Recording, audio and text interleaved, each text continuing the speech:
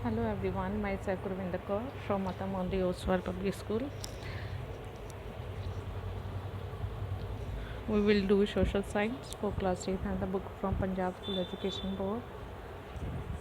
Today we will do history chapter 11, administrative structures, growth of a army and civilian administration. Let's start. Administration and the composition of the military. Early British came to India for trade. सबसे पहले जो अंग्रेज आए थे यहाँ पर आके उन्होंने ट्रेड के लिए आए थे। Their main purpose was to get maximum profit. उनका जो मेन पर्पज़ क्या था कि जो उनका प्रॉफिट है वो उनको मैक्सिमम मिले। But they won over many Indian territories, पर वो बहुत सारी इंडियन टेरिटरीज थी उनके ऊपर उन्होंने जीत हासिल कर ली। To run the administration of these territories they adopt many policies. उन्होंने ऐसे ही अपनी एडमिनिस्ट्रेशन को रन करने के लिए बहुत सारे टेरिटरीज को ऊपर उन्होंने अपनी बहुत सारी पॉलिसीज़ को अडॉप्ट किया। The objectives of which was to protect the British interest in Indian administrative composition as the trade of the East India Company developed, a need also was felt to organize its legal, administrative and the bureaucratic। और जो east India जो company है उनको व्यापार के विकास के साथ उनके साथ वैधानिक, प्रशासनिक तथा अफसरशाही के संगठन की व्यवस्था अनुभव उन्होंने की। कॉन्स्टिट्यूशनल चेंजेस, क्या उन्होंने परिवर्तन क्या किया। The regulating act of the 1773 AD, पहले तो था जो 1773 AD act was passed in inquire the working of the East India Company ने जो पास किया था निरीक्षण करने के लिए। According to this act, the British Parliament got the right to check the working of the company in India। इसके अनुसार जो बंगाल के गवर्नर जनरल थे उनके 4 सदस्य थे कौंसिल समूह के ने भी जो it had the right to take the decision by the majority over the matters related to the administration. जो मतलब एडमिनिस्ट्रेशन के मैटर के साथ रिलेटेड थे उनके लिए उन्होंने मेजोरिटी से कोई भी डिसीजन लेना था। The governor general and is the council had to right to control the Bombay and Madras government over the matters related with war, peace, political treaty, alliance, etc.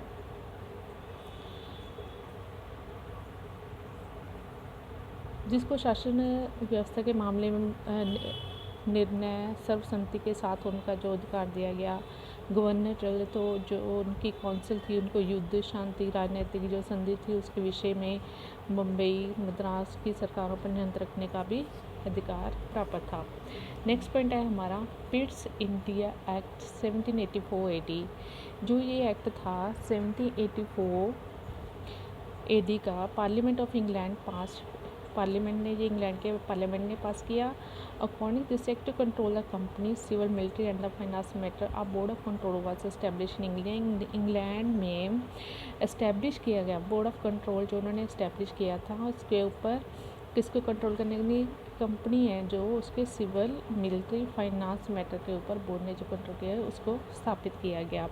It had 6 members, के 6 members थे। The number of the governor general in council were reduce for 4 to 3, इसके फिर 3 कर दिए गए। The Bombay and the Madras governor were fully under the control. जो Bombay and Madras से जो गवर्नर जनरल के बिल्कुल अंडर कंट्रोल में थे। नेक्स्ट पॉइंट है हमारा chartered act of 1833 AD। According to this act company was asked to leave all the work.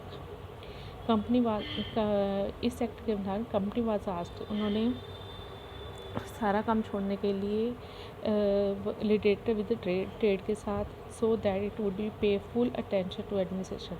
उन्होंने ट्रेड के साथ जो भी रिलेटेड काम था उसको छोड़ने के लिए बोला और सारा ध्यान था जो टेंशन थी किस बात पे दी, एडमिनिस्ट्रेशन के ऊपर दे दी। The Bengal governor general and council were now named as governor general of India. अगर जो बंगाल का गवर्नर जनरल था और काउंसिल थे उसके नाम क्या रख दे, गवर्नर जनरल ऑफ इंडिया रख दिया गया। The council of the India respectively. A law member was included in the governor general council to make law for the country.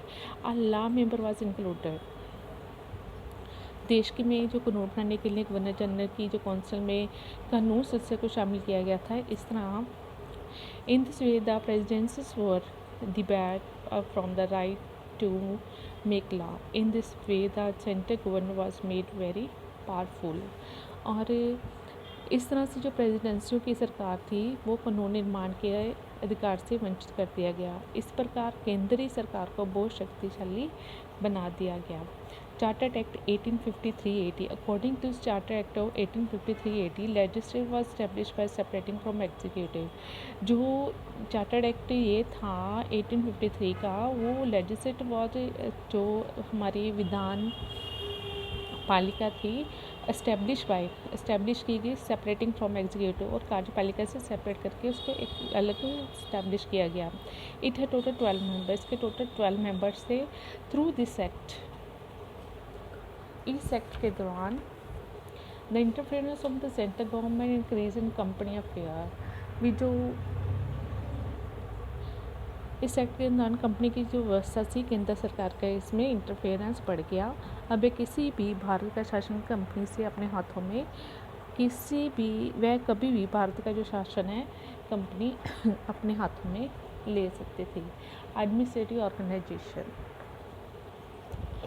The Indian administration are run by 4 institution which are mentioned below. जो Indian administration थी ये 4 संस्थाओं द्वारा चलाई जा रही थी, जो है civil services, army, police and judiciary.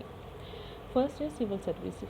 The credit to start the civil service India goes to Cornwallis. जो इसका क्रेडिट है सिविल सर्विस को चलाने का, ये क्रेडिट जाता है कॉर्नवालिस को। It increase the salary of the civil service officer to put end to bribery. Officers were banned against private trade and accept the gift from Indians। और इसमें सिविल सर्विस के अधिकारियों को रिश्वतखोरी को समाप्त करने के लिए अधिकारियों को वेतन का बढ़ा दिया गया, और अधिकारियों को निजी व्यापार करने तथा भारतीयों से भेंट सरका करने की भी मनाही दे दी गई। He appointed only the Europeans on the higher post पर यूरोपियन को ही अपॉइंट किया गया। He in 1806 Lord William open the college in Haileybury in England में उन्होंने लॉर्ड विलियम ने एक कॉलेज की स्थापना की जो ओपन किया गया। Where newly appointed civil officers were given training before sending them to India. जो इंडिया में उन्होंने सिविल ऑफिसर से उनको अपॉइंट किए गए जिनको ट्रेनिंग देकर वो उनको इंडिया में भेजना चाहते थे। According to chartered act of 1833 AD the Indian would be debarred from the government jobs on the basis of the religion, caste and color, but still Indians were not appointed on higher post। ऐसे 1833 में charter के अनुसार भारतीयों को धर्म, जाति और रंग के आधार पर सरकारी पदों से वंचित नहीं किया जाएगा, परंतु फिर भी भारतीयों को उच्च पद से नियुक्त नहीं किया गया।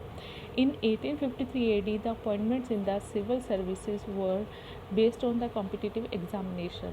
और 1853 में सिविल सर्विस में नियुक्ति जो थी वो सिविल सर्विस के जो कॉम्पिटिटिव एग्जामिनेशन के आधार पर किए जाने लगे। The examination were conducted in ये इंग्लैंड में कंडक्ट किए जाते थे। मीडियम वॉज इंग्लिश था उनका। The maximum age was fix 22 years which is 1864 was made 21 and 1876 AD 19 years। An Indian named Sindhanath Tagore remained successful in civil service examination 1863 AD। और 1863 AD में वो जो सिंधरनाथ हमारा इंडियन था वो इसमें सिविल सर्विस में एग्जामिनेशन में सक्सेसफुल हो गया। Later on the Indian demanded to increase the age limit. तो उन्होंने क्या किया, जो इंडियन थे उन्होंने डिमांड की कि जो एज लिमिट है उसको इंक्रीज़ कर दिया जाए। To establish centre for examination in India instead of England.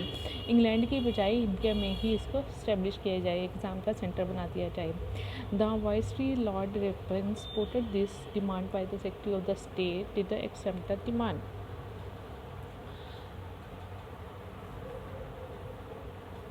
Bharat में जो वायसराय लॉर्ड रिपन ने इस मांग का समर्थन तो किया, परंतु जो सेक्रेटरी ऑफ द स्टेट ने इस मांग को अस्वीकार कर दिया। In 1886 AD viceroy Lord Ripon appointed a public service commission of 15 members। उन्होंने अपॉइंट किया 15 मेंबर्स का है public service commission. This commission recommended the civil services should be divided into 3 parts में डिवाइड किया गया. First is imperial on the Indian civil service examination of which should be conducted in England. जो imperial जहाँ Indian civil service है जिनके लिए परीक्षा England में होगी. सेकेंड है provincial services exams of the should be conducted in different provinces. जो प्रांतीय सिविल सर्विस है उनकी परीक्षा अलग अलग प्रांत में होगी. जो थर्ड है professional services commission recommended to increase the age from 19 to 23 for Indians. Professional service commission ने भारतीय के लिए एग्ज़ाम में बैठने की जो उम्र आयु थी उनकी 19 वर्ष से लेकर 23 वर्ष तक सिफारिश की. और 1892 में जो भारत सरकार ने इन सिफारिशों को स्वीकार भी कर लिया. In 1918 AD the Montagu Chelmsford recommended that 33% Indians should be recruited in Indian civil service and gradually the number of should be increased. This report was implemented by the Indian Government Act of 1980. और 1923 में ली commission ने केंद्रीय लोक सेवा जो commission था उसको प्रांतों को ऐसे कमीशन स्थापित करने की सिफारिश की जिसमें केंद्रीय लोक सेवा कमीशन था जो 1935 में संघीय लोक सेवा कमीशन तथा कुछ प्रांत लोक सेवा कमीशन के उन्होंने एस्टेब्लिश किए. इन 1923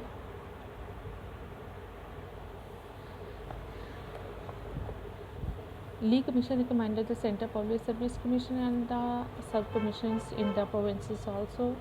So in the 1926 AD, Central Public Service Commission, some provincial public service commission were established. Although in the British rule, in the Indian civil service, Indians were appointed in a large number, but still mostly English people were appointed on armed post. Although जो British rule में क्या था, जो Indian civil services जो उनके rule के according जो Indian से उसको लार्ज नंबर पर अपॉइंट तो किया जाता था, बट जो इंग्लिश पीपल थे उनको हायर पोस्ट पर उनको ही अपॉइंट किया जाता था. The main aim of this was to serve the British interest in India, not the welfare of the people. ये लोगों के लिए वेलफेयर लेके नहीं था, सिर्फ ये ब्रिटिश लोगों के इंटरेस्ट के सर्व किया जाता के लिए किया गया. सेकेंड है हमारा पॉइंट आर्मी. आर्मी है great contribution in the establishment and the expansion of the British rule in India. Army का भी एक बहुत सारे कंट्रीब्यूशन है हमारे यहाँ पर इस्टेब्लिश करने और एक्सपेंशन करने के लिए. इन 1856 AD the number of the Indians in the army were 2,33,000 and that of the European was only 45,322. 1856 में अंग्रेज सेना थी वो भारतीय संख्या तो इसमें 2,33,000 थी और यूरोपियन की केवल 45,322 थी. Indian soldiers were given less salary and allowance that English soldier. और भारतीय सैनिकों को बहुत कम वेतन और उनको भत्ता दिया जाता था. They could be promoted only to the post of the subedar. उनको सिर्फ यहाँ पर 29 से अधिक सूबेदार तक की पदवी तक ही दी जाती थी. English officials use to treat Indian soldier very badly. और अंग्रेज अधिकारी थे जो भारतीय सैनिक के साथ बहुत ही दुर्व्यवहार करते थे. That's why the Indian soldier revolted against the British in 1857 AD. इस यही कारण था कि उन्होंने अंग्रेजों के विरुद्ध रिवोल्ट एक्ट जो 1857 में किया. आफ्टर द रिवोल्ट 1857 के बाद क्या हुआ, इंपॉर्टेंट चेंजेस क्या है इंडियन आर्मी सर्विस में. The number of the English soldier were increase. जो इंग्लिश सोल्जर के उनकी जो संख्या था उसमें इंक्रीज कर दिया गया. Only English people were appointed in the artillery. जो तोपखाना था वहाँ पर सिर्फ इंग्लिश पीपल को ही अपॉइंट किया गया. Sikh and Gorkha was recruited in the army instead of the Brahmins of UP. The ratio of the European and the Indians in the army was made to 1. The chief commander was made the member of the Government General Council. Troops were established on the basis of the religion and the caste so that the unity among the soldiers could not emerge and to make possibility of the revolt less. और जो तोपखाना था उसमें केवल जो अंग्रेज़ थे उनको ही नियुक्त किया जाने लगा। यूपी के ब्राह्मण के स्थान पर सिख और गोरखों को भी सेना में भर्ती किया जाने लगा। भारतीय तथा यूरोपीय सैनिकों की संख्या में 2:1 का अनुपात था, जो रेशो ये थी। प्रधान जो सेनापति को गवर्नर जनरल की काउंसिल का सदस्य बना दिया गया। धर्म और जाति के आधार पर जो सैनिक रूप से जो हमारे स्थापित किए गए थे ताकि सैनिकों को एकता उत्पन्न ना हो सके और उनमें विद्रोह की भावना भी है कम से कम हो। नेक्स्ट पॉइंट है हमारा police. To establish law and order, Lord Cornwallis reformed the police department. District captains were appointed and the district was further divided into थानास। लॉर्ड कॉर्नवालिस था, उसने अंग्रेजी शासन में कानून और शांति को स्थापित रखने के लिए कई उन्होंने पुलिस के विभाग में सुधार किए। एंड जो जिले थे उनकी देख रेख में अंग्रेज पुलिस कप्तान नियुक्त किए गए और जिलों को आगे कई थानों में भी विभाजित कर दिया गया। एवरी थाना वाज अंडर अ दरोगा, जो एक प्रत्येक थाना एक दरोगा के अधीन होता था। The police captain use to check the work of daroga, जो दरोगा का काम देखती थी। Watchman was appointed to look after the village, जो वॉचमैन थे जो गांव को लुक आफ्टर करते थे, उनके लिए अपॉइंट किए गए। Even in the police department also Indian were not appointed in higher post. इसमें पुलिस डिपार्टमेंट में भी जो इंडियन पीपल थे उनको हायर पोस्ट पर अपॉइंट नहीं किया गया। द सैलरीज वर लेस, उनकी सैलरी लेस थी दैन द ब्रिटिशर्स के। The behaviour of the police employ was not good with the Indian से। इंडियन के साथ उनका बिहेवियर, जो एम्प्लॉय थे हमारे पुलिस एम्प्लॉय थे उनके साथ उनका बिहेवियर अच्छा नहीं था। The next point is judicious system. The important contribution of the British was to establish judicial system and to enact a written law. Warren Hastings established Diwani and the criminal court in district. By the Regulating Act of 1773 AD, a Supreme Court was established in Calcutta to guide the judges. A book named Code of Cornwallis was prepared by Cornwallis. अंग्रेज़ों की जो भारत को एक महत्वपूर्ण then न्याय व्यवस्था कायम करने तथा उनको लिखित कानून बनाने की थी। वॉन हेस्टिंग ने ही जिलों में दीवानी और फौजदारी जो अदालतें स्थापित की। 1773 में रेगुलेटरी एक्ट के अनुसार कलकत्ता में सुप्रीम कोर्ट की स्थापना की गई और जो जजेस थे मार्गदर्शन के लिए उनको लॉर्ड कॉर्नवालिस ने कॉर्नवालिस कोड नाम की एक बुक तैयार करवाई। In 1832-80, Lord Cornwallis started jury system in Bengal। Jury प्रथा का उनकी लॉर्ड कॉर्नवालिस ने 1832 में बंगाल में जूरी प्रथा की स्थापना की। In the Chartered Act of 1833 AD, the Indian Law Commission was established to compile the law. Governor General was given the right to make all law. A rule of law was established in the whole empire. According to it, all Indians were treated equal without any discrimination on the basis of the religion or caste. But such like other civil service, Indians were not treated at par with Europeans. They were debarred from the privileges. For example, the Indian judges had no right to give verdict over the cases related with the Europeans.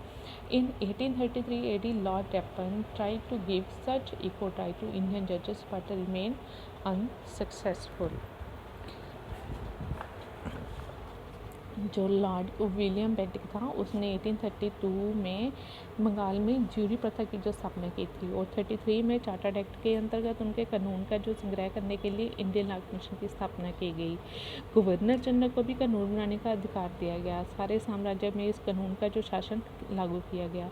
इसके अनुसार क्या हुआ, जो भारतीय लोग थे उनको धर्म जाति के भेदभाव के ऊपर बिना कानून की दृष्टि के समान समझा जाने लगा। बट दूसरी सिविल सर्जरी की तरह भारतीयों को भी यूरोपीय के समान ना समझा गया और उनको विशेष अधिकारों से वंचित कर दिया गया।